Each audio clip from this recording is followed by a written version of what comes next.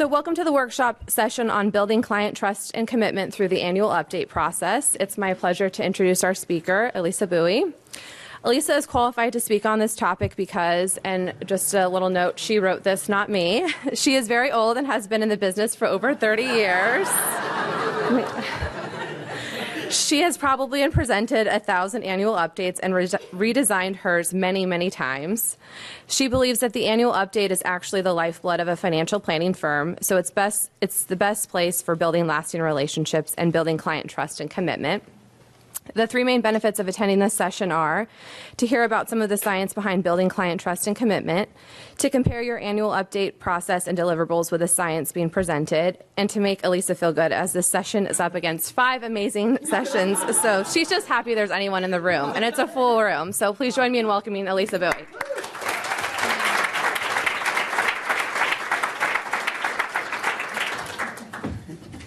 Thank you for that. I thought it'd be fun to do a little laughing before we get started.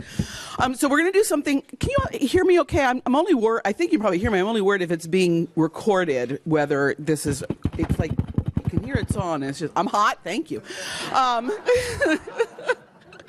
So we have started. So first of all, I think that this is one of the most interesting and really most important topics that there is about. I'm not saying I'm that interesting. There's a lot of science up here that other people have done the research on. But I mean, clearly, building relationships with clients, that's everything that we're about. I mean, there's a lot of science. Obviously, in financial planning, we need to crunch numbers well. But if we don't do it in a way that's building a relationship with our clients, then we're not doing it as well as we could be doing it. And I remember once many years ago being at an FPA retreat and seeing a video that Susan Bradley had put together interviewing a number of actual financial planning clients. And there was one, and this chokes me up every time I say it, so I apologize up front about this, but there was a woman on there, she said, the relationship that financial planners build with their clients is a sacred trust. And it just is. And so what I'm presenting here is not the how to fake someone out to trust you, because there's a lot of that going on.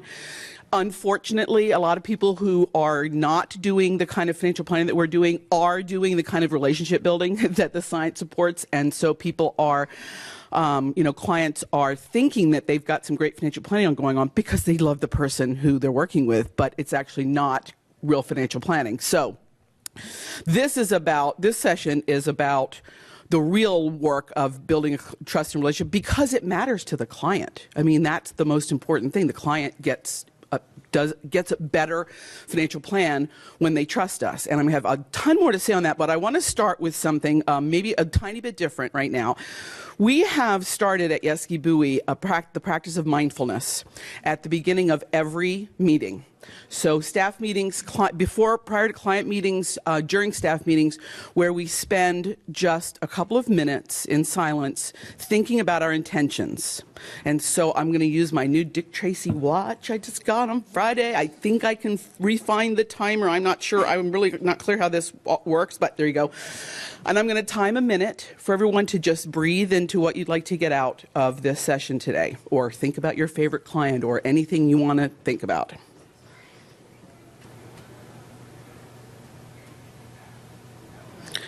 Thank you. That feels like a good way to start, so I appreciate it.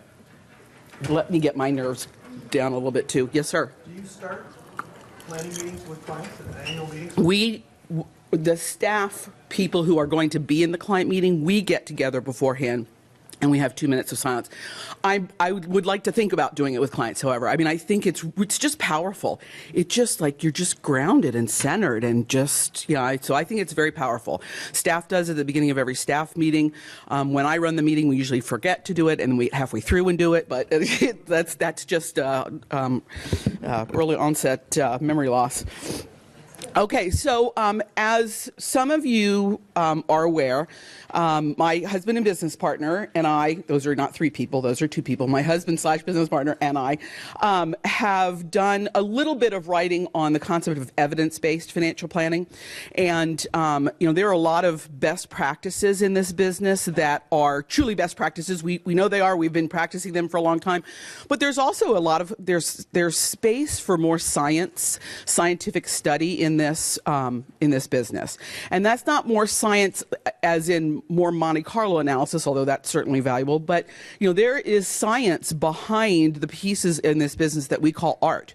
Or if you might want to say, it's the artful application of science that makes us what we are. So there are I started a few minutes ago by saying that this is truly about the client.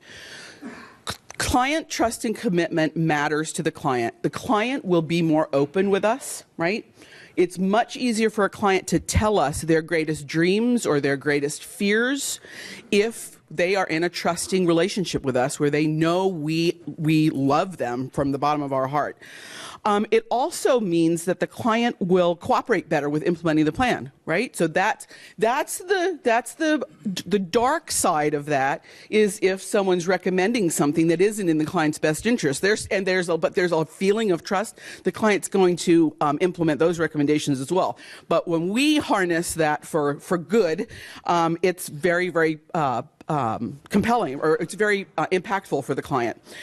So there is a what's in it for us. It's higher client retention. I mean, clients don't leave working with you when they have built a real relationship with you. So, and they're also obviously more, there's a higher propensity for them to make referrals.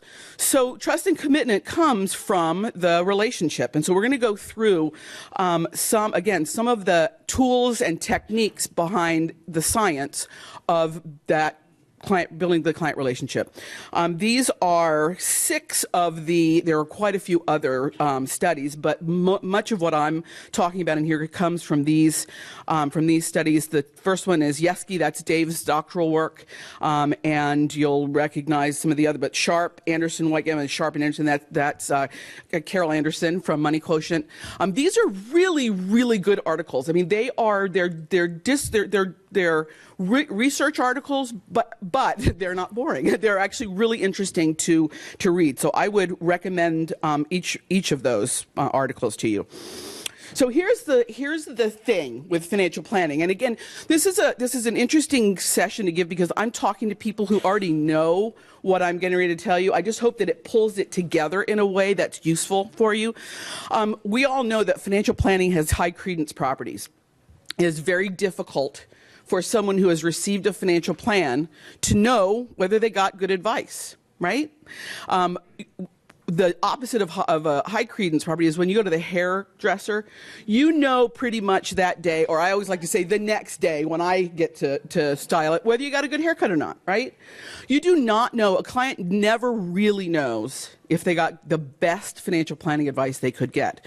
And so what happens is the annual update becomes the place where they start to see the value of what's happened over the course of years. And so it's where some of that they don't have to just have faith, okay? But up front, if financial planning is difficult the measures of success are difficult, what do people look at?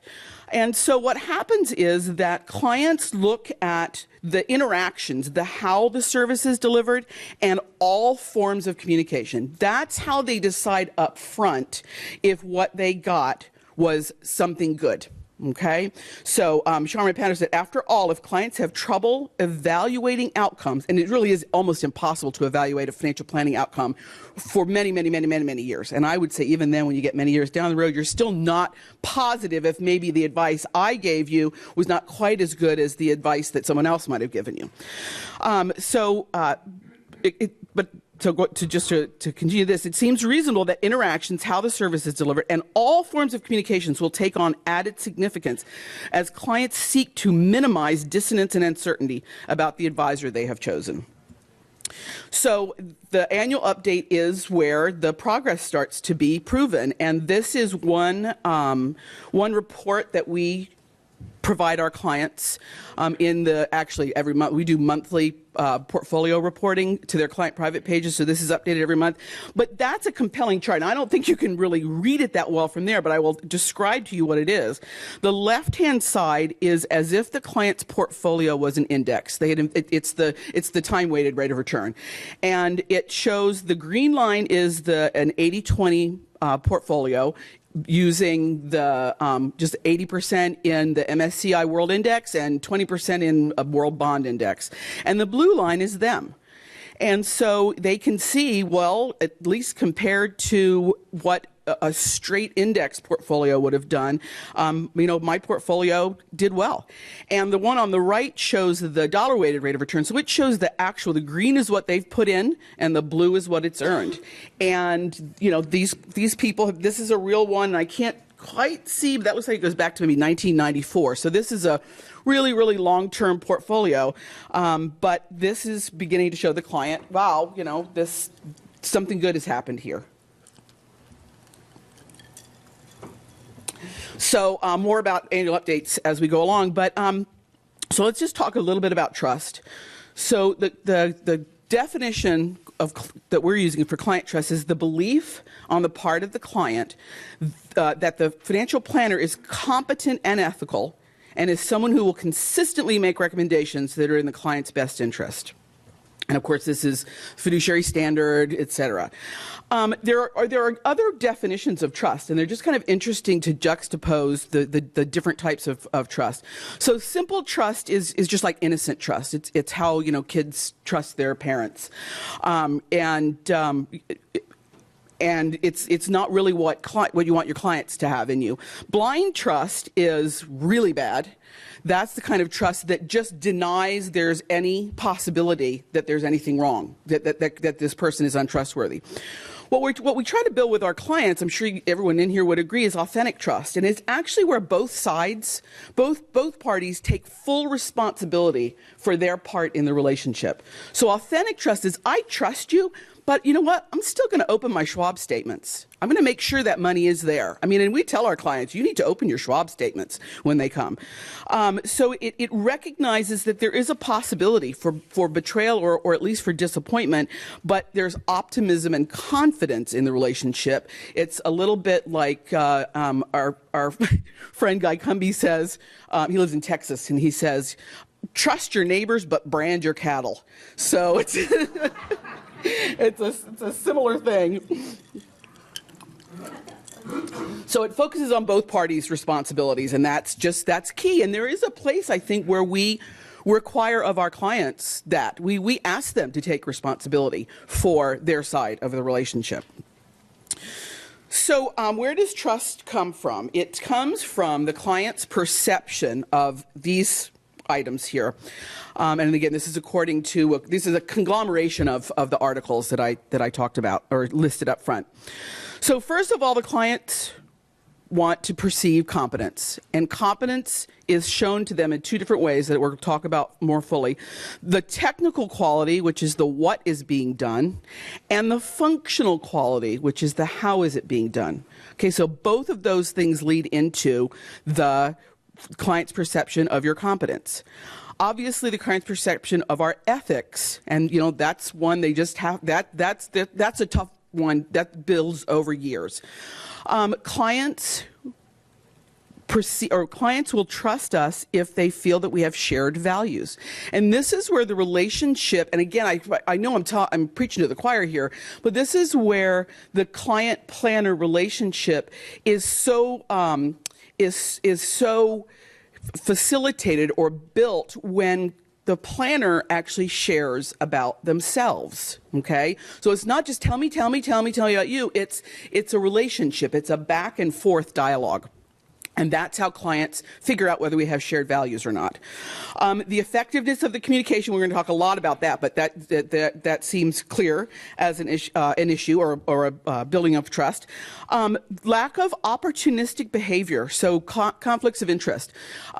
Maybe less lack of conflicts of interest and more disclosure of conflicts of interest, being really clear with someone when something you're recommending. And I don't just mean I'm selling something and I have a commission.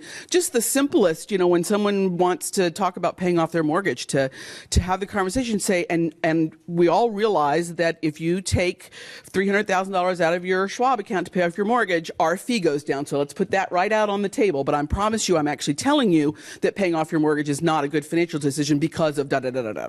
But there are always conflicts of interest for us to deal with. And then the building of the relationship, obviously, it leads to the client's feelings of trust. So let's talk a little bit about technical quality. First of all, the what.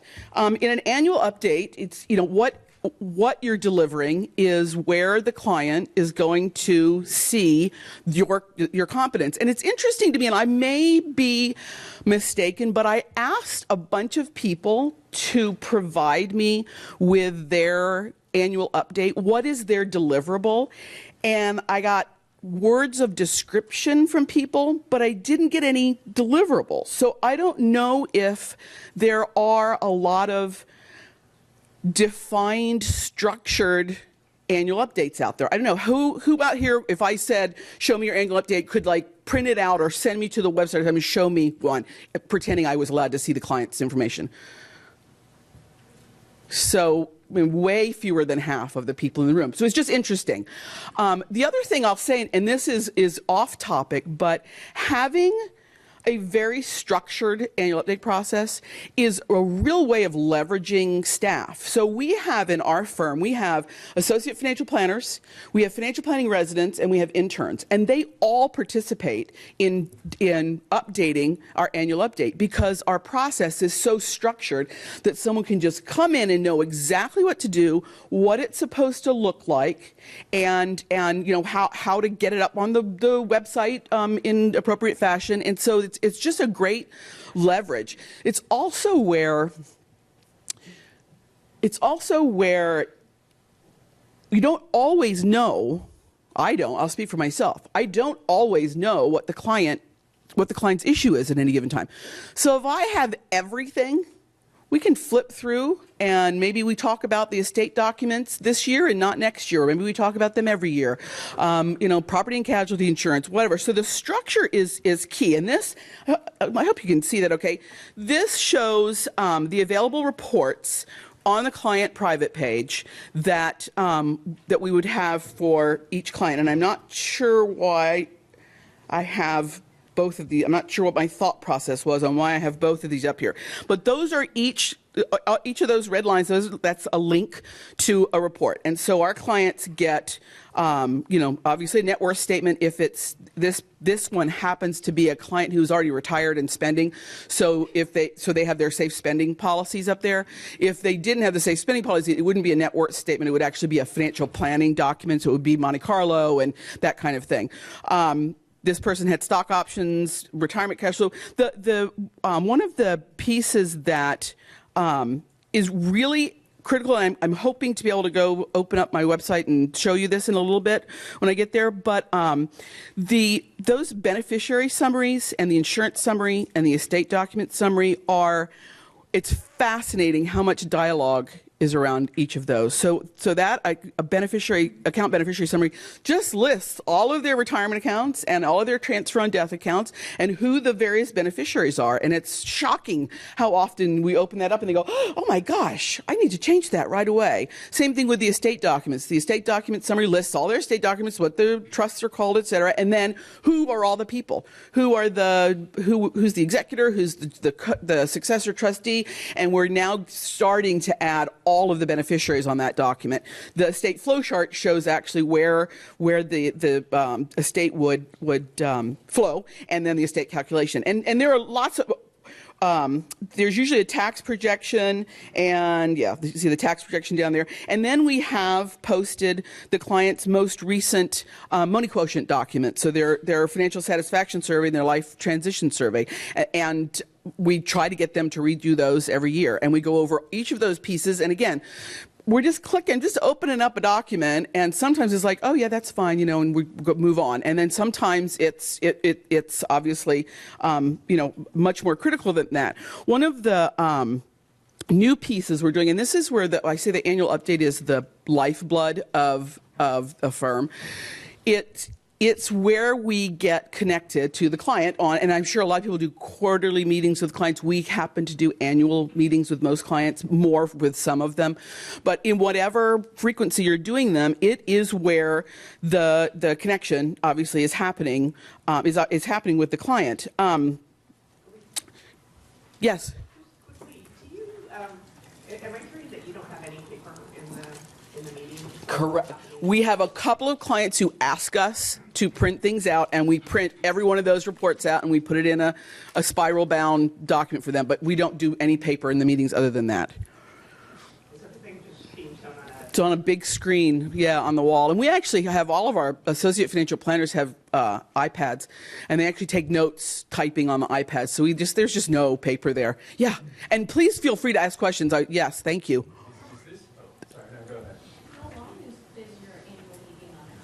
Am I running it or is Dave? Mine run about an hour and a quarter. His are 3-4 hours. What program are you using for this? Is it in-house? Is it integrated with your software you're already using? So it's pulling from the accounts? So that's a great question. It's not integrated with our software. These are actual documents. Now, the template documents I was just talking about, the account beneficiary summary, all that information comes out of Salesforce into a Word document, and then the Word document is actually uploaded to the client to the link on the client private page. We are in the process of getting new client private pages, and I think they're going to be more automated than that. But there's a lot of manual, not typing, but creating of a document and uploading it. There's more of that than would be ideal, in my opinion. However, because it's still so structured, though, that it moves pretty quickly. And like I said, the interns can work on it. Yeah? Are you using an agenda in the meeting? No, you know what? This is, actually, I'm going to see. The list of documents is actually the agenda. So if I thought I had this open. So anyone who wants to can go to our website, yebu.com, and if you click up here, client private page. Thank you. Have you done a study to see how many of your clients go on your website? We know exactly who goes, what pages they open, where they click through to. We are like the worst stalkers in the world. What's your usage? Oh, huge. Huge, yes. Some people go every month when they get an email saying that their client private page has been updated because we do monthly reporting. Some people go every month. Some people, they look at it before they come in for their meeting just to refresh their memory. But Dave, what would you say? I mean, I think our usage is just 80% of our clients. 80% of our clients go at some point throughout the year. I think it's not more than 40 or 50 go every month. 40 or 50%. But that's a lot. I mean, half going every month. Yeah, it's huge. So if you go on where I just showed you, and every question you get asked, the answer is sample with no caps. And so this is the first page of the client private page. And so if there's anything particular that needs to be discussed or addressed, it's on this page to make sure that I don't forget it or that Dave doesn't forget it when we're giving the presentation. But for me, and also this is kind of cute. Everyone has a piece of clip art on their page that reflects something about them. But yeah, that's right. So, but this is the agenda. So this is this page. Then you go to the planning reports, and that's what I was showing you before. And I just open every single one of these and talk about every one of them. So we're also revamping these, but this is the map. I'm used to using an Apple, and this is not an Apple computer, and it just doesn't move things around the same way. There you go. But so that looks better when it's up on a big screen, and I don't have quite so much fat stuff at the top there. But that's our annual. I can't find the mouse. There it is. I just go. Normally operates with 4 big screens in front of her. I really do. I really do. So, but this would be the annual update. I would just open every single one of these and talk about them. And so, again, you get to this account beneficiary summary, and again, that looks much better when it is on a big screen and But this is where you look at this, and when we put one up, this is a true story for a client once. And the wife looks up there, she says, "Who the hell is Susan Smith?" And the guy's like, I don't know. And she said, "We're going to log on. You're going to change that right now." We thought maybe that Susan Smith was on there purposely, and he just didn't know we were going to put it up here on this page. But that is a true story. So again, that's and then the portfolio reports are here, and this link will not work very well. I don't think they're up, are they? Is there? Well, I think there's something there. Oh, and you'd have to put in. And we actually don't, yeah, it's not there. We don't put any identifying information on any of these documents. There are names, but there are no account numbers. There are no address, phone number, obviously no social security number. So it is secure, but it's also, if someone got here, they would know the client's net worth, but that would be all they would know. I mean, they wouldn't have any other information. And then this page is just as a resource page that clients, can go to and use as they see fit, particularly this secure file upload piece. They love that one. But it has all of our, investment webinars and that kind of thing linked to it, just in case they forget, what we told them at some point. So that, like I said, that is our annual update. I mean, that's what it looks like. And we can come back to any of that you want to along the way. So let's talk about trust and the functional quality, the how. And it's the how that this is done is, our methodology is very reflective of us. We are very efficient and technology driven and structured to a large degree. So it's very reflective of us. Obviously, it's not the how that would match with everyone. I mean, so the how you do it needs to reflect your personality and your, office space and your, how you do planning. But it's the how is, for everyone is the responsive, courteous, caring, and professional behavior. Okay, displayed by an advisor during the many moments of truth in the course of the creation and delivery of our core service. And the annual update is where those moments of truth come up, right? I mean, more so even than in the initial, the initial financial planning discovery process, because at the beginning of the process, the relationship is not as strong. The clients don't know us as well.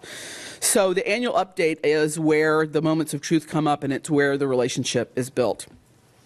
So that was a lot of gabbing on trust. Let's talk about commitment.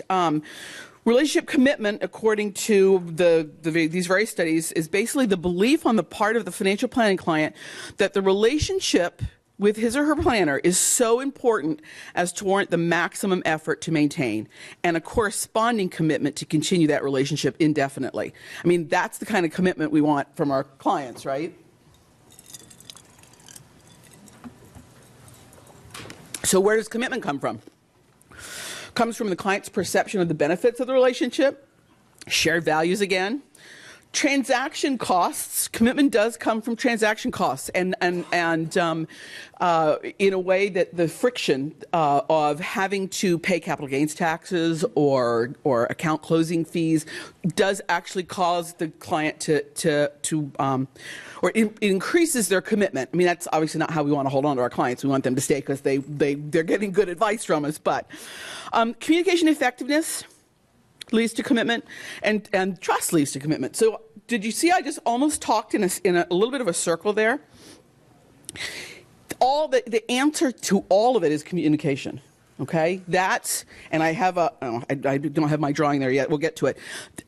So communication effectiveness leads to trust.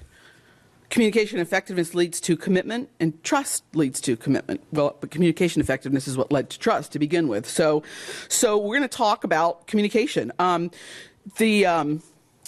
David White, the poet, says the conversation is not about the relationship. The conversation is the relationship, right? There really isn't a relationship without conversation. So I also like this other one. Communication to a relationship is like oxygen to life. Without it, it dies. And so that's why I made fun of Dave for having long meetings, but it's why he's such a good financial planner, because he loves to talk, loves to dialogue, loves to communicate with clients. And that's, what's led to 30 odd years of successful clients. So the annual update is all about conversation, right? I mean, we've done work up front. We've redone all those reports, but how many times, who in here has not, and I will bet you $100 no hands will go up, who in here has not regularly had a check-in meeting with a client where no numbers actually got talked about? Right? It was, you just had a conversation about life. And then you get to the end and you say, or you get to the end, things are winding down. You're like, well, did you want us to go over the, no, it's fine. It's all good. I trust you. It's good. It's good. I've been watching my statements. I just, they like to come in and talk to us. Interestingly, you may or may not know, Dave and I are both involved with FPA's residency program. And I always say, that every time I go to a residency, I come back. I go there to be a mentor, and I come back with more than I went with. We have lots to cover today, but what do you want to make sure we cover? Is one that I've been doing this for over 30 years, and it's only in the last few years from learning this at a residency that I started opening a conversation like that, rather than, okay, let's go. I've got my agenda. Let's go talk about everything here. But what you can't do is say, so what do you want to go over today? Because that makes it sound like you didn't prepare. So it's like, I've got lots to go over. But what do you want to make sure we go over? As that's just that kind of open-ended. And the other thing is that I share about my life with clients. I try not to, use up all their time talking about me, but, just sharing. And they like to ask. They like to ask about, how much time Dave and I are spending on each coast and what are my daughters up to and everything. So again, the two-way conversation. And then obviously just the open-ended, so what else? So what else? Tell me more. So here's that drawing that I was looking for, because what this is saying, based on all these studies, is that communication effectiveness leads to a perception of competence. Communication effectiveness leads to trust. Communication effectiveness leads to commitment. Well, competence and trust also lead to commitment. So I wonder what my watch is telling me. It sends out tweets and all kinds of stuff. So let's talk more about communication effectiveness. It is the formal and informal sharing of meaningful and timely information between a client and a planner in an empathetic manner. I mean, that's a lot there, but that's just a powerful thing to say. So we'll talk about meaningful, we'll talk about timely, but I think I want to talk about empathy first. So empathy is, and I'm going to play you hopefully it will work. I'm going to play a Brene Brown video for you in a second. But it's important, and I'll come back to this, that empathy is not sympathy. Empathy fuels connection. Sympathy drives disconnection. So empathy is about almost being, well, not almost, it's about being the client. That is one of our core values at Yes eBuoy, is be the client. And in everything we try to be the client. And I'll tell a really bad story on us. Just this past week, we finally have decided to close, and I'm saying this because we weren't being the client when we did this, and it's a good example of what not to do. We closed a bunch of empty accounts, zero balance accounts at Schwab. Well, you have to tell the client that's happening, and so the clients for whom we did this got an email that said, "Dear so-and-so, we have closed your accounts ending 65461234. Thank you." Dave gets a phone call on Memorial Day weekend from a client saying, "Dave," and she left a message, "Dave, what did we do? Why are you firing us? We've been your client for 25 years." I was mad, sad, frustrated, all kinds of stuff. The client's fine, and we're in the process of many of that. But that's the concept, and our staff knows. Be the client before you hit send on anything. get yourself to the other end of that internet, sit in the client's chair and read the email and see what it feels like to get that email. And they did not do that. So that's going to be a good conversation for our next staff meeting. So let me find Brene. Can I ask a question? Yes, please. How integrated, I heard you pick up Schwab, how integrated is Schwab with the material you're presenting? It seems that you're driving most of it, so you're involved with Schwab. Oh, hang on. Sorry. That was rude. Ask me a question and I play over top of you. So all our client money, 98% of our client money is at Schwab. We use Portfolio Center for reporting, and then the reports on the client private page are right out of Portfolio Center, and then a lot of and then everything else is in Salesforce. So it's really two databases. Would that be a fair statement, Dave? You think it's really? Yeah, I mean, some of the reports will come out of MoneyTree. Oh, that's right. And some of the reports represent customized spreadsheets. But Right. Yeah. So as I said, there's plenty of manual work on it. So do you have 3 different areas where you're typing stuff in? Like 4 different programs you're running? We try to repeat information as seldom as possible, okay? So Portfolio Center has everything about the portfolios in it. Salesforce is a really powerful database full of just about everything else. But then we'll do like our safe spending spreadsheet, and that is, the spreadsheet is completely automated to put the policies in place, but you have to create it first of all for the client, and then you have to go in and put their portfolio value in there, and then everything else happens. But that information is not anywhere else, okay? So we try and have everything just in one place at a time, but we do have spreadsheets, Word documents, Salesforce, Portfolio Center, and MoneyTree is not coordinated with Portfolio Center, but that's okay because we don't really want, like, the individual holdings are not relevant in our opinion, to the financial plan, and there's nowhere else that you would have things that aren't in Portfolio Center. So that part's okay, I think. And I know a lot of financial planning software are account aggregation, and I think that's brilliant. We haven't done that yet. Okay, let me show you what Brene Brown has to say. I think this is just adorable.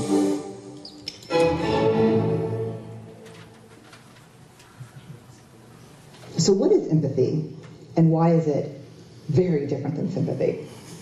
Empathy fuels connection. Sympathy drives disconnection. Empathy, it's very interesting. Teresa Wiseman is a nursing scholar who studied professions, very diverse professions where empathy is relevant, and came up with 4 qualities of empathy. Perspective taking, the ability to take the perspective of another person or recognize their perspective as their truth. Staying out of judgment. Not easy when you enjoy it as much as most of us do. Recognizing emotion in other people and then communicating that. Empathy is feeling with people. And to me, I always think of empathy as this kind of sacred space when someone's kind of in a deep hole and they shout out from the bottom and they say, I'm stuck, it's dark, I'm overwhelmed. And then we look and we say, hey, climb down. I know what it's like down here, and you're not alone. Sympathy is, ooh, it's bad, no, you want a sandwich? Empathy is a choice, and it's a vulnerable choice, because in order to connect with you, I have to connect with something in myself that knows that feeling. Rarely, if ever, does an empathic response begin with at least. And we do it all the time. Because you know what? Someone just shared something with us that's incredibly painful, and we're trying to silver lining it. I don't think that's a verb, but I'm using it as one. We're trying to put the silver lining around it. So, I had a miscarriage. Oh, at least you know you can get pregnant. I think my marriage is falling apart. At least you have a marriage. John's getting kicked out of school. At least Sarah is an A student. But one of the things we do sometimes in the face of very difficult conversations is we try to make things better. If I share something with you that's very difficult, I'd rather you say, I don't even know what to say right now, I'm just so glad you told me. Because the truth is, rarely can a response make something better. What makes something better is connection. Isn't she amazing? She is just Brene Brown. Brene Brown on empathy. That one's called. It's on YouTube. Watch her TED Talk. Oh yeah, she's brilliant. I mean, she's just interesting and funny, and I love her. Love her. All right. So we're clear on what empathy is. I like to think of it, I love the way she said it. It's about being with someone. It's being in the client's shoes. And so empathic listening is just key. So she lists the 4 pieces of empathy: perspective taking, staying out of judgment. I love the way that made me laugh. Recognizing emotions in others and communicating that. And not starting with at least. I think the recognizing emotion in others is interesting, and it leads me to a Lou Walker-ism. And we all know the golden rule, right? Do unto others as you would have them do unto you. But how about the platinum rule, which is do unto others as they would have you do unto them?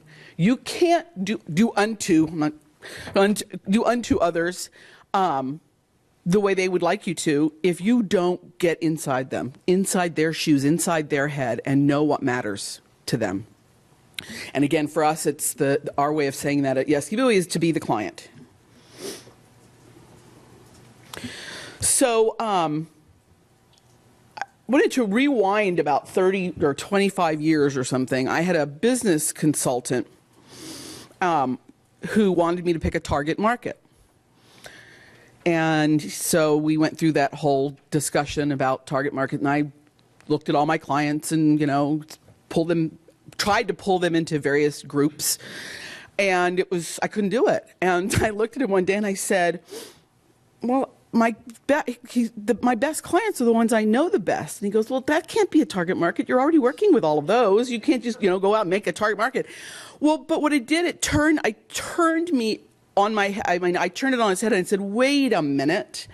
Let's make every client who comes in a client I know the best. And that's when I went and found George Kinder, started doing the Kinder 3 questions, doing mind maps with clients, and then started using Money Quotient, because all those tools are a way of getting to know the client better. Now, what's interesting is that a structured form of discovery, like a Money Quotient or is it Bill Bacharach stuff? Bill Bacharach, yeah. Burt Bacharach's the raindrops keep falling on my head guy, right? Bill Bacharach stuff, Money Quotient, I said, the Kinder questions and other tools that are out there are a formal method of discovering about the client. And research shows that that is a huge contributor to client trust and commitment, because it's showing your competence. Wow, I'm really put together. I'm really organized. I have a system for this, for getting to know you. And that makes clients trust you. It's very similar. It's a not dissimilar piece, again, a little bit of a tangent, to something that Dave had to work hard to talk me into when we merged our businesses, and I now completely agree with it, 100% in. The kind of thing like sending birthday cards to clients every year, sending housewarming gifts, sending, any type of recognition. We actually do Google alerts we have a Google alert for every one of our clients.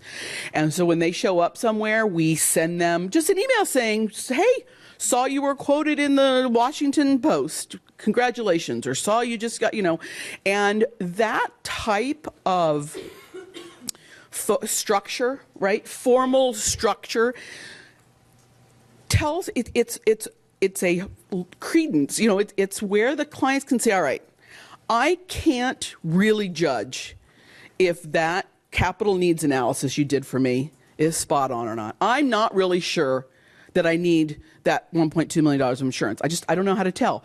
However, I get a birthday card every year on my birthday, and it's a different one, and it's silly and funny. And I get a money savvy pig. I got a money savvy pig for each of my kids when they turned 6, and then when my cousin's kids turned 6, whatever, because we happen to know that. I get a newsletter that has like interesting personal stuff in it every 2 weeks, like clockwork. On the 2nd of every month, I get an email saying my client private page has been updated, and on and on and on. And that just builds a level of credibility that's all about them having a perception of our competence. I mean, and we know we're competent, but that's how they figure it out. That's how they learn it. So, so clients, like, it's a scientific fact that clients like a structured discovery process, and we have extrapolated that to presume that it is also true that clients like a structured delivery process and communication process. And so we have a big long list of the things we do. We also have a new cool one out. This glass reminds me that we're doing. We had, if you could imagine, more of a stemless wine glass shaped like this. And we had our logo, the YB, and our logo on one side, and then Live Big, which is our tagline on the other side. And we use them at client events, but clients take them with them. And so we now have a I'm going to call it a campaign, I guess. Where in the world is the Live Big glass? And we have clients. We just got. We just got one from a client who took a picture through the glass, and on the other side of the glass was the Tiger's Den Buddhist temple in Bhutan. I don't know if you've ever seen it. It's a spectacular temple hanging from the side of a cliff, and the picture is taken through the Live Big glass, and I think it had some red wine. Yeah, and we made sure that and took it around the world with her. Isn't that cool? And we also, just as an aside, we also made sure that many of the first posts were these glasses without wine in them. Okay, so again, it's being the client. We have clients who are recovering alcoholics. We have clients who are religiously opposed to drinking. So we made sure it's not like we're going to pretend our clients don't drink wine, but we're also going to make it clear that they don't all drink wine all the time. So, anyways, it's cute, and we can't wait to see where more of the pictures are going to come from. And it was a gorgeous picture, and we're going to post them in our newsletter so everyone can see where various clients are. It'll all be on our website. Yeah. Okay, so let's see, where am I going next? So let's talk about communication. So the communication elements from the life planning literature, there are 3 elements to communication, and that's communication tasks, communication skills, and communication topics. And so we're going to talk about all those because we have concluded, right, that communication effectiveness is what leads to all good stuff that's going on, all client trust and commitment. So communication tasks, that is the actual doing, okay? So the 6-step financial planning process is our communication tasks, okay? And just telling the client that there is a 6-step process. The step 1, which I have always balked a little bit about when they changed the financial planning process to have step 1 be define the scope of the engagement, but I realize if it done correctly, that is the beginning of the relationship, right? That's the beginning of the good communication, where we're going to talk about what you need from us, what we're capable of providing you, what our specialties are, what we don't do, etc. Okay, I do think so. So now I've accepted step 1 of the CP board. So I'm sure they'll be very happy to hear. But now I think I'd like to see step 6 changed from monitor to repeat, because it is kind of a lather, rinse, repeat, right? It's you're constantly redefining the scope of the engagement, constantly rediscovering the client, regathering data, redoing the analyses, etc. So I think it's a repeat step, not a monitor step. Mutual definition of scope of work, that's step 1 of the process. Having a systematic process to clarify goals and tasks. Again, this is back to actually using Money Quotient or George Kinder or both growth and showing that I have an actual way to gather from you the things that are most important to you, including your goals, and yeah, some data too. We need to know where your money is, but who matters to you? What matters to you, and why? And what are your goals for your life? And you. I mean, again, I know I'm preaching to the choir, but you can't get that by saying, so what are your goals? I mean, if a financial planner says that to a client, there's a screen in front of the financial planner. Oh, my goals? Well, I'd like to retire at 65 with $100,000 a year to spend. I mean, that's all. They can't go on. That's where they go, because they're seeing you as a financial planner. Ask them, if they had 24 hours to live, what would they wish they had been or had or done? And you'll get a different answer than just saying, okay, tell me as a financial planner what your goals are.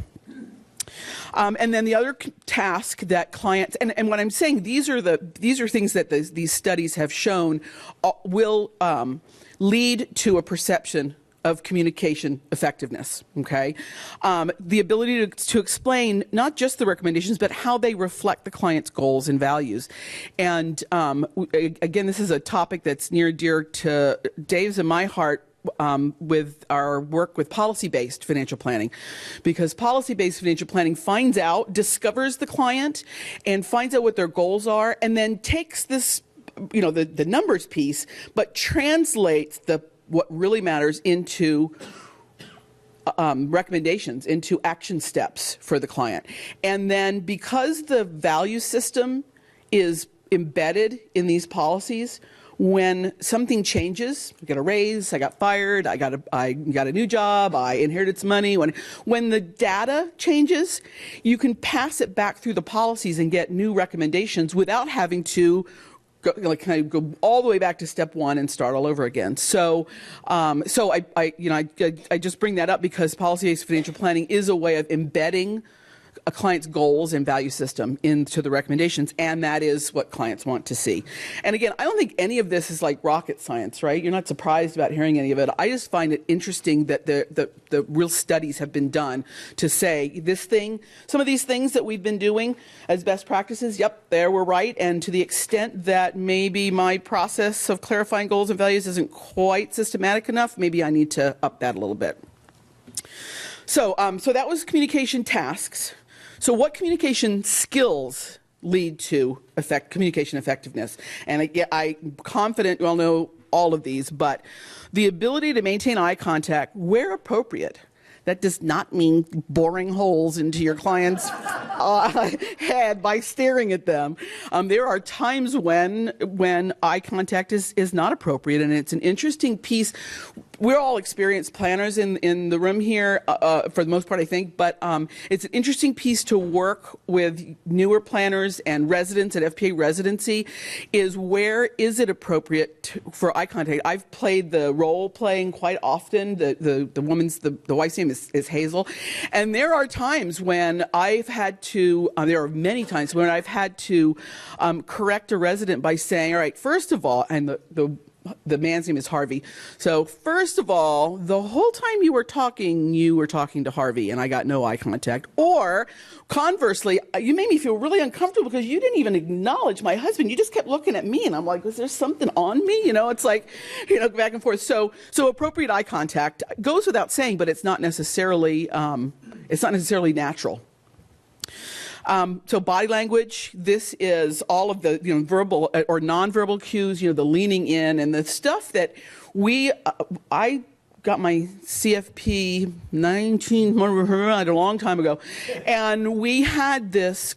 Communication skills for financial planners. Cynthia Foreman was one of the authors. It is one of the. It's out of print. It is. Yeah. Yes, because you get them from Aid Books and other places. It's just one of the best books on communication, but just the simplest, and I've done it for decades, and I think we all do it, but isn't it fascinating how if you politely and not obviously mirror your client, how much more comfortable they are? When they lean up, and then you gently lean up. I mean, you don't make it look like you're in a mirror with them, but when the client sits back, sit back, that kind of thing. So, body language is key. Taking notes is an interesting one. I believe that, I'm not making this up just because I believe it. I believe that this is true in the literature. Sometimes I lose track of what I think and what was actually written down. But taking notes is a sign of respect, you know, that you are, I'm actually, well, what you're saying is important. Now, the flip side is that I have done this, I've done this myself and caught myself back when I didn't used to have assistants in the room with me and I was taking notes. You're going merrily along and the client's telling you all kinds of stuff and you're listening and this is great and I went on vacation and I think I'm going to get a raise and my dog's so sweet and you're going, and then they say something bad like, oh, and I put on 10 pounds since I started, and that's what you write down. And it's like, oh, sorry, I should have written down that my dog is sweet and skip the I put it on 10 pounds piece. But so taking notes is good. We, in our office, we, as I said, all of our assistant financial planners have iPads. And so they have, because an iPad is not like having a big computer in front of you, right? And we have Bluetooth keyboards for them. So some of the planners even have the keyboard on their lap and they're just typing away. You know, you don't have to actually look at the iPad. But then the notes are taken, and we do see clients, a client will say, okay, so Yusuf, you're going to want to write this one down. You know, you're going to take this note. But I think taking notes is important and made much easier now with Bluetooth keyboards. You don't have to write it all, and then the notes are done when the meeting's done. They just get copy and pasted. So verbal pacing is when you either summarize what you're hearing or feed back to the client what you're hearing, or even tell them what you think they're feeling, not tell them, observe or ask what you think they're feeling, and then obviously asking questions. And I personally think not questions, but the whole tell me more. Will you tell me more about that? Tell me, because when you say what or why, there's a potential for it to feel like there's some judgment in there. You know, I want to take my family to Italy. Really, why? I mean, it's just not the same as, it sounds great, tell me more. Okay, so we all know this one too. The ability to facilitate difficult conversations around money. I mean, that's our job. But it's not always easy. And you have to be almost willing to lose a client over that one. And, it has happened, but you have to be holding the client's feet to the fire. And, how many times have I looked at someone and said, when you came here, you told me you asked me to take care of you. I'm telling you, this is not sustainable and it needs to stop. And sometimes they leave, and but rarely. So, another really good example of that is telling a parent that they can't do something for their children. It's like, you have got to stop using your money for your children, your grown children, because you're going to run out. And this is, again, back where policies come in really well. Dave tells a great story about clients who had plenty of money, but then they bought the house next door or down the road from them for their full-grown daughter and son-in-law. Well, this daughter and son-in-law couldn't maintain, or I guess they made a big down payment, couldn't maintain the mortgage, the property taxes, et cetera. So now they have to give them more money and then I think that daughter and son-in-law got divorced. So it was just a general mess. Policy, do not facilitate anything for your child that the child cannot maintain, right? So you make a down payment on a house for them, if you want to, if you have the money, if they can make the mortgage payment, but not a great down payment, and then now they're coming back over and over again. So, anyways, that's just another one of our policies.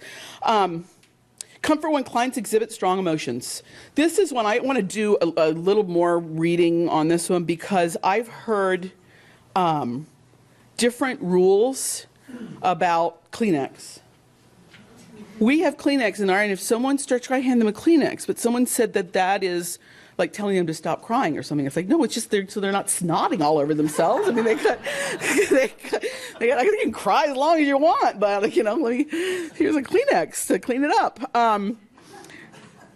So this is one, and again, I keep talking about all the young people, but this is one that's fascinating me, because clients who have worked with us for decades, man, they will tell us almost anything. And I'll sometimes catch the eye, we sit at a round table, so I'll have an assistant financial planner right here, and the client will say something, and you just kind of see. I have a lot of female clients, older female clients, lots of discussion about, hot flashes or whatever. And poor Yusuf will sit there, and he's a 26-year-old man, and he'll just sit, and you just kind of see him going, can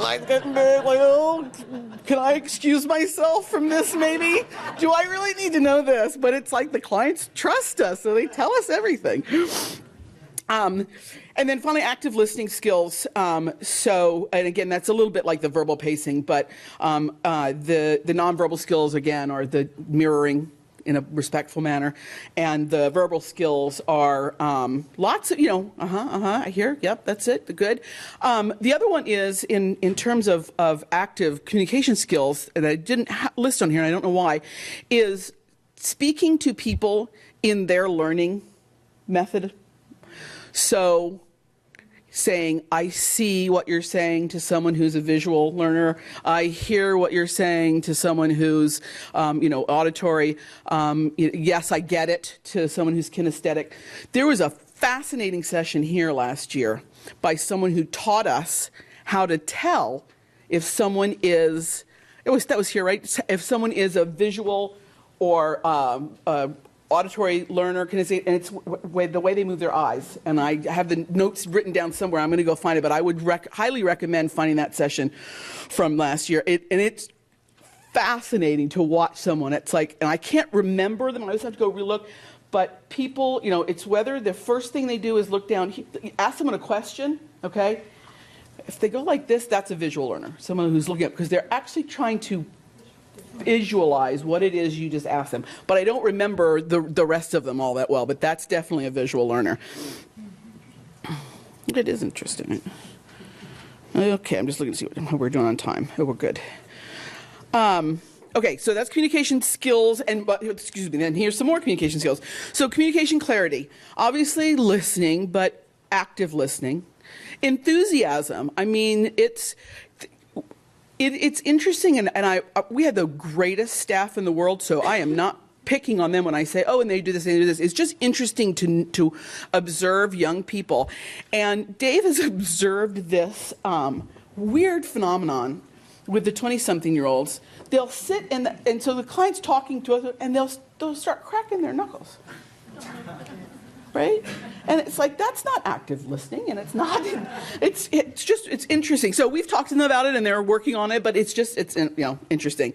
I mean, the open and honest discussion, clarity, and this is where I think as you get more mature, this one gets easier, but it's being able to talk about anything with a client and sharing your own stuff with them in that back and forth relationship. So, the communication clarity has a larger impact than anything else on the client's perception of the financial planner's technical competence and the client's closeness with the advisor. So, I mean, these skills, and I guess it's all the communication skills, the communication skills have the biggest impact on the client in that positive way. And then the communication topics that are conducive to building client trust and commitment are discussing the client's values and their quality of life. So again, you have to have a way to figure out what their value system is. And it's what matters to you and who matters to you and why. Explanation of the pros and cons of your recommendations and how they fit with the value system.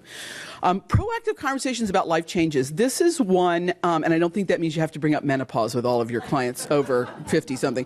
But one of the things, I'll just give you an example of something that sometimes cannot believe that 30-something years into this, I still am going, oh, that would be a good thing to talk with a client about, and having not formalized it. But as an example, we are starting a new field in our database, our Salesforce database, that every time when someone turns 63, the first entry will go in there, and it will be their AGI plus tax-exempt interest for that year. Because it's that number at 63 that's going to impact the cost of their Medicare at 65. All right. So just to start to, but what's interesting about that is once it will end up on one of those, that number, the AGI, et cetera, number, and the age 63 will be on one of those, what we call templates. So those, the insurance and the estate documents, it'll be on there. So when I open it, I don't have to, no one even has to have told me that the client turned 63. I didn't have to, it will just be there, and then I will know to start talking about it. And that's, you know, at 63 is probably not a bad time to start talking about what your health insurance is going to look like once you're qualified for Medicare. So, so that kind of proactive conversations about life changes. You know, we send a Medicare letter out to clients. We start talking about Social Security election options. You know, early on, really, almost maybe a year or more before they'd actually ever be eligible, just so they can kind of get their head around it, because obviously it's extremely complex. We do we send a sample contract, driving contract, to our clients when their children turn 15, for them to use with the child. And, you know, it's a contract between the parent and the child that says, you know, I will not drink and drive, I won't have more than blah, blah, blah, I won't speed, I won't, and here are the consequences if I do. Like I said, I talked about the Money Savvy Pig. You know, when kids going through various stages, we send them a Money Savvy Pig. At a certain age, we send them a Cash, which is the same company. It's a booklet with places to, you know, to theoretically put money. I don't, kids, it's all on a card now, but it has good thoughts and things in it about saving and spending. And we develop policies. We develop policies for children, we develop policies for teenagers, and then policies for young adults that go with each of those things. So it's recognizing, and we have a whole list of other things we do. There's a Where Do You Want to Be in 5 Years book for people in midway through college for the kids. But it's recognizing those, you know, life changes in the client in a very proactive way. And I hate it when I'm in a meeting and a client will say, oh, I've done you know, this and such, I need to look at this, right? And it's like, I knew that, and I wasn't the one who proactively brought it up. And so that's something that we focus on. And then obviously context is, you know, is how the whatever you're talking about, what's the context for it? And again, I'm going to be in so much trouble with our staff. I don't know if anyone's in here, but when they hear that I talk so much about them, oh, I didn't even see you down there. Hi. You're blocked. That's one of our associate financial planners, Russell.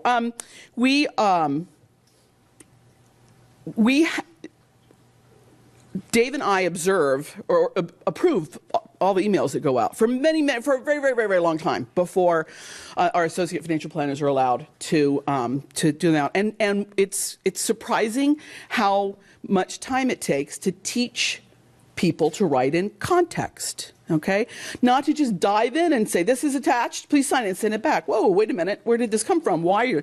Oh, it came from the meeting we had 3 days ago where you said this and such you wanted to happen. But so context is key, and there's a very cool, I think this, so Elizabeth Jatan started this question, and she'd be giving a talk like this, and she'd say, so who here does or has ever done a jigsaw puzzle? You know, puzzle out of a, right? Most of us.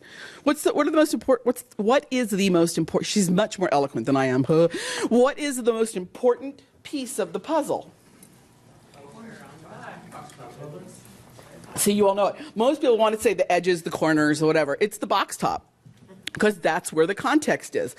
You don't know how to put the puzzle away or together if you don't see the box. Now, that's completely not applicable to those crazy people who do those all white puzzles that have no, you know, or all black puzzles or whatever.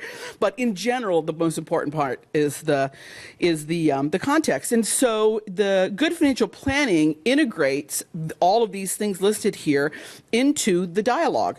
So the values, the history, all the relationships that matter, the client's attitudes, their feelings, their cultural biases, and their personality, and that becomes part of. And what's interesting, when a financial plan isn't written, you know, I don't know how many people actually type whatever the financial plans, like, and hand something out like that. But back in the day, we used to do the 250-page financial plans, and even when they got thinner, there was still writing in it.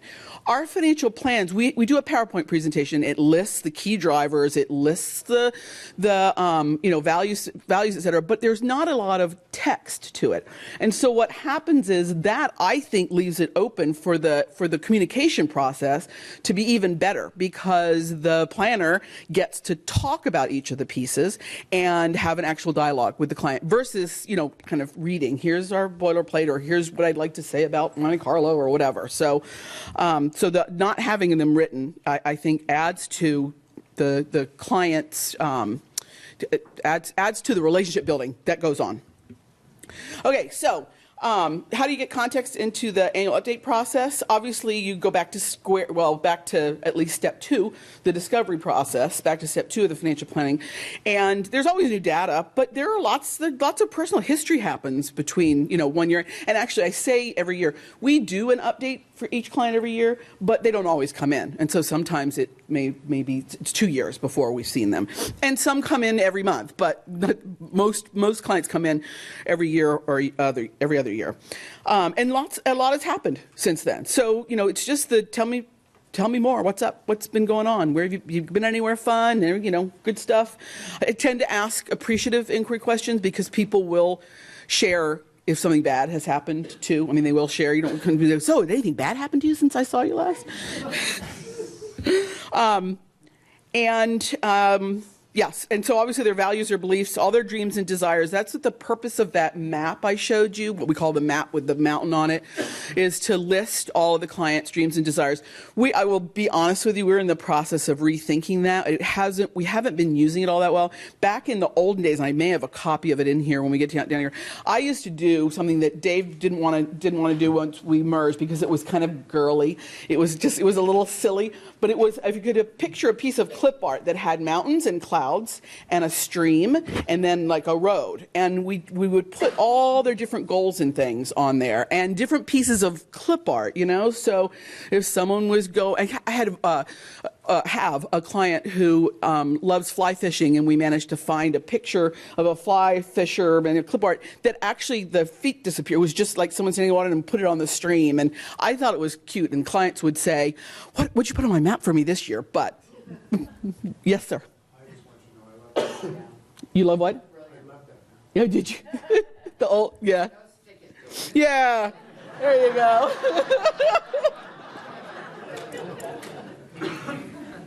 That's funny. No. I love that map too, and I think there's one here. I think there's one at the very end. But the point being, however, the real point being that whatever it is that we're using, that it show the client's values and beliefs and their dreams and their desires. We see in the clouds, we would put their and I would never want to say they're unattainable goals, but they're big goals. Like, well, one day this would be, if money were no object, I would do this, and those would go in the clouds. And so again, I think you can do it in a less cutesy way, but the point is still there. And I'm repeating myself now, the most desirable discovery process is a structured discovery process. And again, that's kind of scientifically backed up. So what are some structured discovery processes? I'm not here to sell Money Quotient. I happen to think their work is brilliant, but I get no kickbacks, I promise. Another one, though, just how we like to start our very first meeting with clients is to just say, tell me about you. Just tell me about you. And what's really funny, how much you can tell from a client by how they answer that. I've had clients who say, well, I was born on September 16th, 1960, and the next day, and sit back, you're in for a long ride.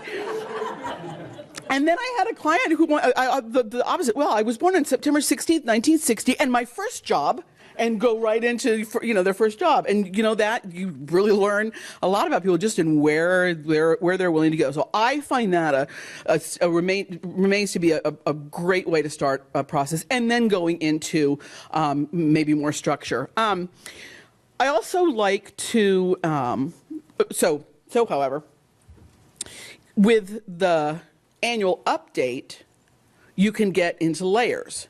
however. So at the initial financial plan, tell me about you. Okay, great. But there is, you know, in that initial interview, there's a lot to talk about. There's a whole lot to talk about in that one, and the initial financial plan presentation, et cetera. So with every annual update, you can add layers to that life history. So you can just ask a specific question. I remember you told me that your parents immigrated from Italy. Do you go back there regularly? Do you go back very often? Do you like to cook Italian food or whatever? Those were closed-ended questions. Those were not good questions. But that kind of, tell me more about this piece of your life history that you told me about when we first met.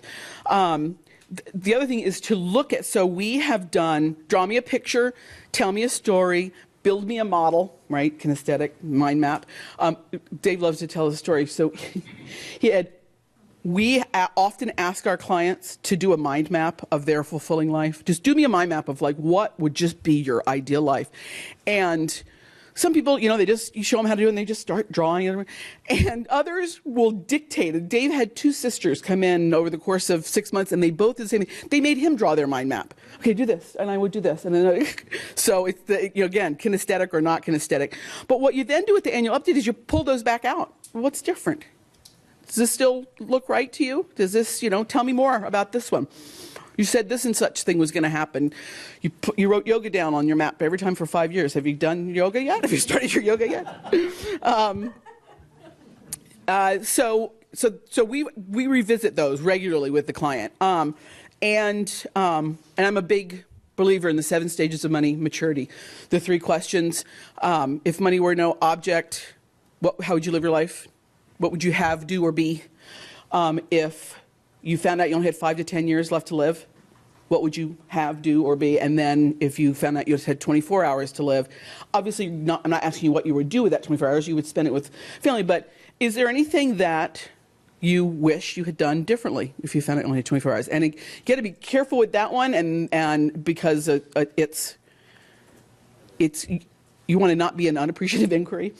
It's actually one of the reasons that we started using money quotient, because I think you have to be really confident, and which comes with experience and maturity, to ask those kinder questions. And we have so many young people coming through our firm that we wanted them to have a process of discovery that didn't cause them to, and as you bring in young clients too, and we start bringing in the millennials, you find that kind of, if you only had 24 hours left to live, what would you wish? Well, I would wish I'd had kids, I guess, and gotten married, but I'm only 24, Yeah. I have to tell you that I had a client do the 3 questions, and she told me she was so blown away by that 3rd question that she had to pull the car over to the side of the road. Wow.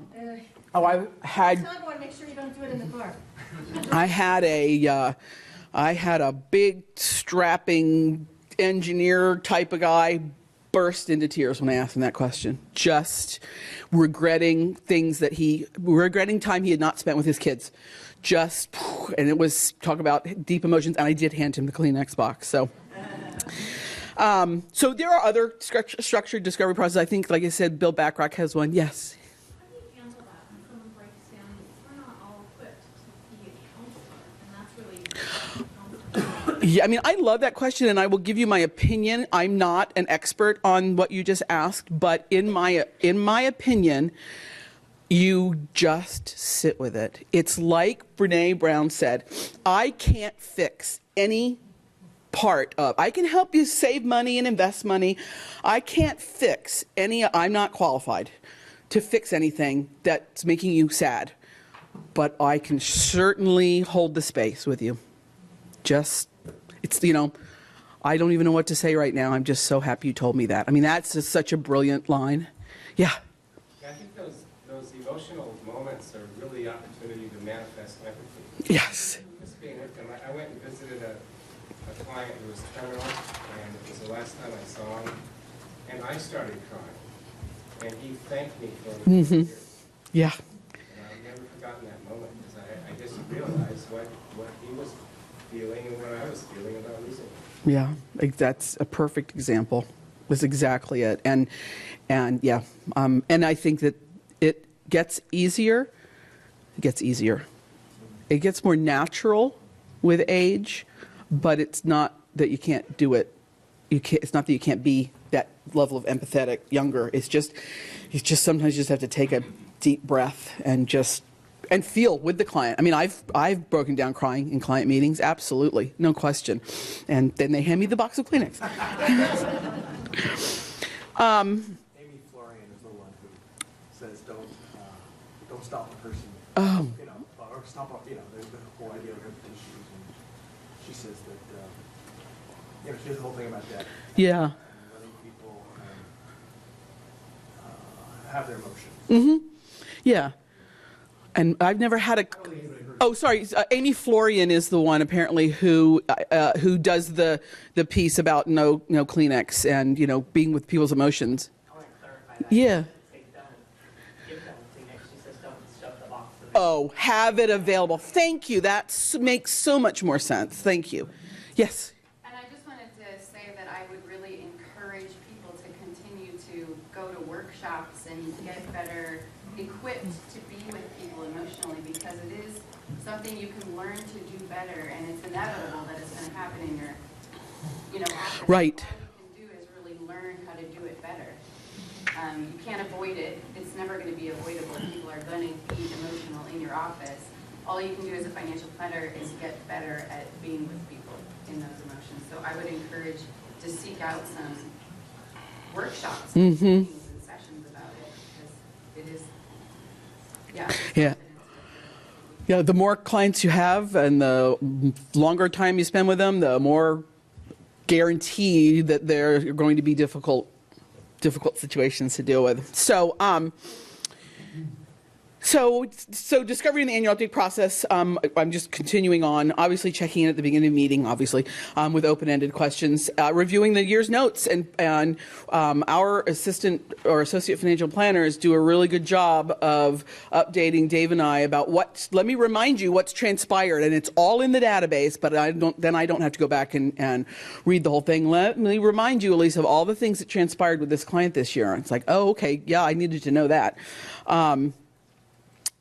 And then on other ongoing structured discovery tools. So here is a mind map. I think this is just a brilliant way. This one is a real one. Their names are not actually Sam and Susan, but it is a real one. And so I had asked them to do a mind map of their fulfilling life, and they hand wrote it, and then I put it in MindJet for them.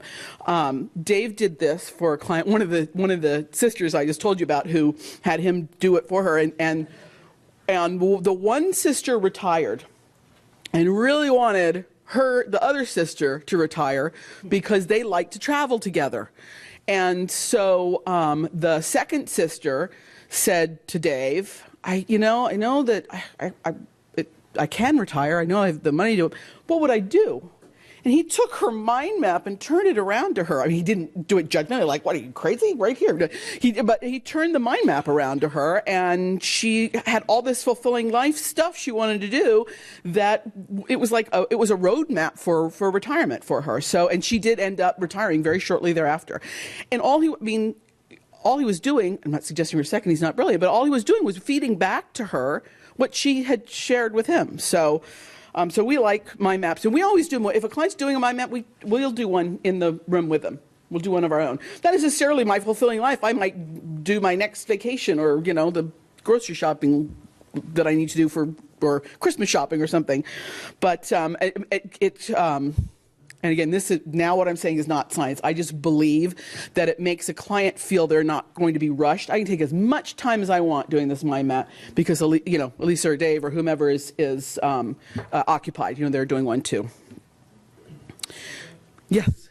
What's your process? Could you talk a little bit more about how you get the client to build it out? Is there a template? So we have just blank pieces of copy or paper in there, and then we will describe to them. So we'll say, do you know what a mind map is? No, I really don't. Okay, so let's pretend I'm doing a mind map about my next vacation, and I'll put, Rome.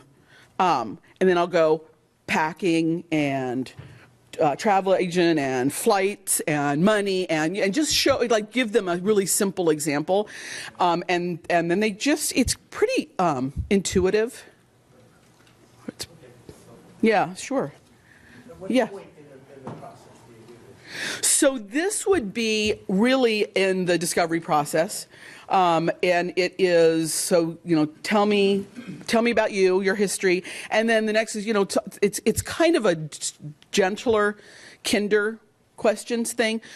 Just draw me a picture of what would be your fulfilling life. And this, and again, most people come out, family gets on there right away, and this guy, the husband wants the car. I'm not sure why he got a red flag there, and but but Talking about maybe taking the wheel of life oh yeah. and formatting that for Yeah, so you're familiar with the Wheel of Life, right? And so it already has health, community, work, family, spirit, blah, blah, blah. And you could we're thinking of making that very small in the middle and then having people do a mind map off of that Wheel of Life. So, because that would actually give them the spokes, as it were. Yeah, right. And so that would actually kind of jumpstart it, right? Because I've already given you you already know what all the categories are. What is your response when they aren't as eager to fill out the mind map? So first of all, we try to make sure we explain up front that we're a little woo-woo. Maybe if we start doing that minute of silence with the new client, they'll really figure it out then. Look at that. It's crazy. So I think someone's calling me. What?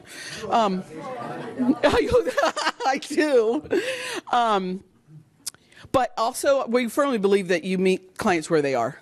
If someone, this is not scary to do a mind map, but if they just put a couple of things on there and they don't really want to go any further, that's okay. They're allowed. They're paying for us. We don't force them to do something that they don't want to do. But what happens is most people actually find this very compelling. So now I got this crazy watch on. Only thing it's not telling me is what time it is. There it is. Okay. And so the actual presentation, communication effectiveness comes from formal and informal sharing of meaningful, timely, and information in an empathetic manner. That's a repeat of a quote. And so I just spent the last few minutes talking about a few of the presentation qualities for an annual update. The whole competence thing with this, we had a client, I don't know, I don't remember why he specifically said this. Something about my doctoral research that you mentioned. The data-driven mode had a higher score than the relationship-driven mode. Sorry. But yeah, I know. But so a client said something along the lines, and just looked at it and said, it's important that you care about us, but first I have to know you have a big brain. Yeah. And it's they need to know that you really understand what Monte Carlo analysis is if you use it, or modern portfolio theory if you use it, or they need to know that. My clients don't really want me to teach it to them. They just want to know I know it. But they care that we care about them, but they want to know we have a big brain. So obviously, I'm kind of almost repeating a few things over again, aren't I? That the context has the client's goals and their own values and their own words, and that is also one of the key things I learned 30-something years ago from that communication book, is to actually use it, just feed the client back their own words. I mean, to make sure you don't sound like a parrot, but it's amazing when someone says, so my biggest dream in life has been to take my kids to the Grand Canyon, and you say, so your biggest dream is to go to the Grand Canyon with your kids. That's great. And then and then you put it in the plan that way. Go to the Grand Canyon with your kids as a specific goal. So kind of goes without saying, but I don't think everyone necessarily does it. The caring piece, this is back to that sacred trust, and it's like you were saying in the back there about really truly caring about your client. And I don't have to say that to this club, but we do say it to our students in class. If you can't really find it in your heart to love your client, you shouldn't be in this business, or at least you shouldn't be working with that client if there's something wrong with that relationship, because it's such a sacred trust what we do with clients. And then communication styles, just the different methods. And I think we try to have our annual update be available to the different learning styles. So a lot of it is visual, like on our safe spending policies, someone who's had a good year, they get a green thumbs up. But there's also a lot of numbers in there and stuff to read for the clients. And then probably the one we're least good at is the physical, the kinesthetic learning. And that was one of the things we talked about at that session, the one I mentioned, the session last year. It was like if you have a piece of paper, like with something written on it, and someone starts reading ahead, right, while you're talking to them, that's a visual learner. The person who doesn't even pick it up and just tell me what's in there, that's the auditory learner. And the kinesthetic learner goes, can I have this? Is this my copy? And this is what I was just saying. I had a slide up there for that. Look at that. Those two pieces of paper, they're not pieces, but those two reports have exactly the same information on them. One's a graph, one's numbers.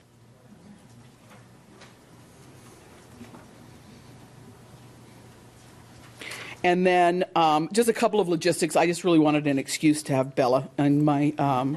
That's our daughter's dog. Bella is in Virginia. We have free parking for in San Francisco. That's a big deal.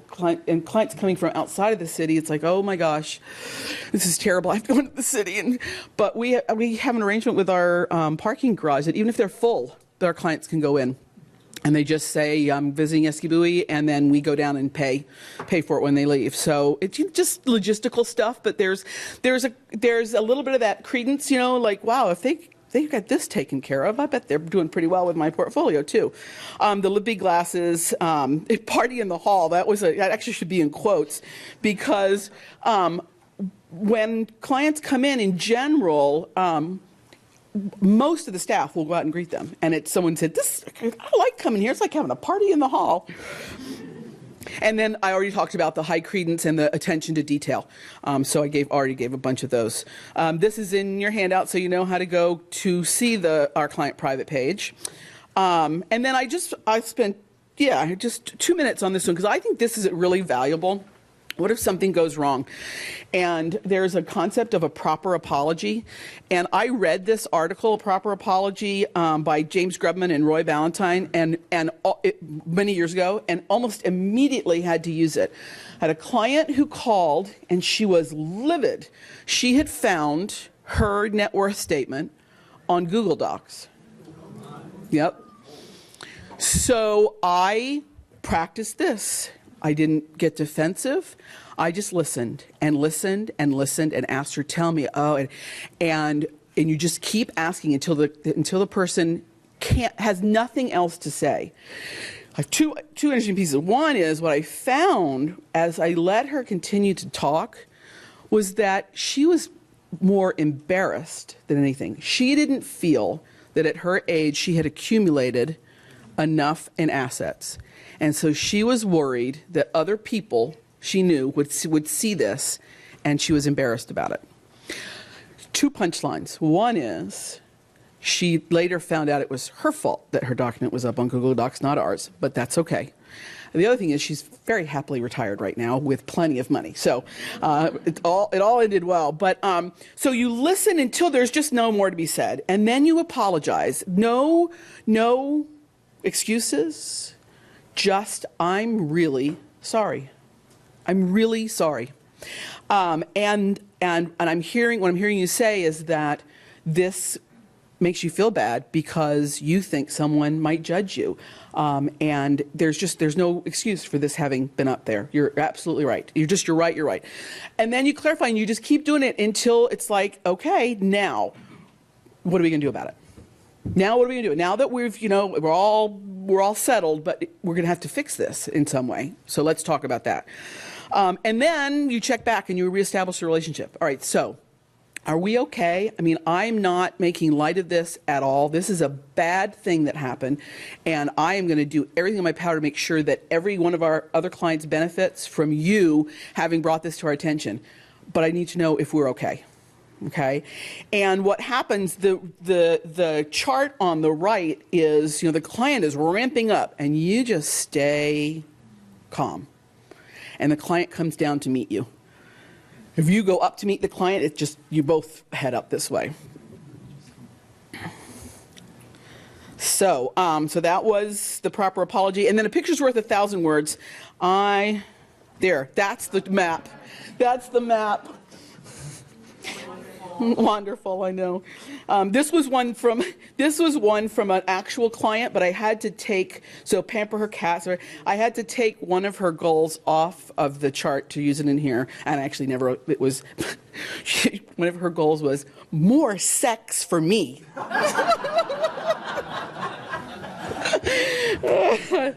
So I didn't want to do any clip art on that one, though. Okay, I think that, there you go. Questions or anything else?